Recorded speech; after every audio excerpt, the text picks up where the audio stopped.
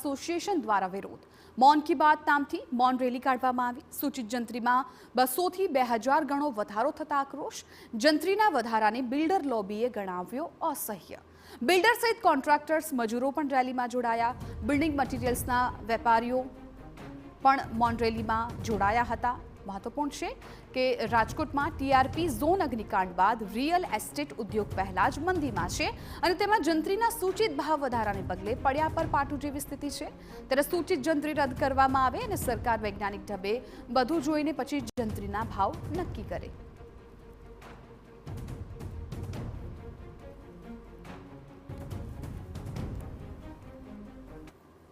જે વિસંગતતાઓ છે એ દૂર કરી અને ખરેખર સાયન્ટિફિક રીતે જંત્રી કરવામાં આવે। અત્યારે જે ભાવ છે એ રિઝનેબલ જ છે, આમ તો વધારો કરવો જરૂરી લાગતો નથી। જો કરવાનો થાય તો સાચી રીતે સાયન્ટિફિક સર્વે કરીને વધારો કરવો જોઈએ।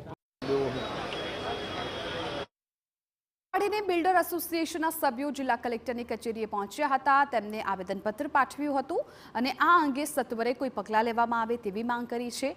ત્યારે જિલ્લા કલેક્ટરનું કહેવું છે કે અત્યાર સુધીમાં 150 વધુ વાંધા અરજી મૂકી ચૂકી છે। વાંધા સૂચનો તપાસવા એક કમિટીની રચના કરવામાં આવી, જે હાલ આ અંગે ઊંડાણપૂર્વક તપાસ કરી રહી છે। એટલું જ નહીં, ઓનલાઈનની સાથે હવે ઓફલાઈન અરજી પણ સ્વીકારવામાં આવી રહી છે।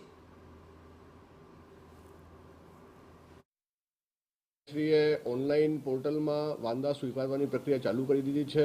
અત્યાર સુધી રાજકોટમાં લગભગ 150 જેટલા વાંધાઓ આવ્યા છે અને એની ઊંડાણપૂર્વક તપાસ કરવામાં આવી રહી છે। લોકોની માંગને જોતા હવે ઓફલાઈન વાંધા સ્વીકારવાનું પણ ચાલુ કરી દેવામાં આવ્યું છે। તાલુકા મામલતદારશ્રીની કચેરી, ડેપ્યુટી કલેક્ટરશ્રીની કચેરી અને કલેક્ટર કચેરીમાં આ વાંધાઓ રજૂ કરી શકાય છે અને ઓનલાઈન પણ વ્યવસ્થા ચાલુ છે।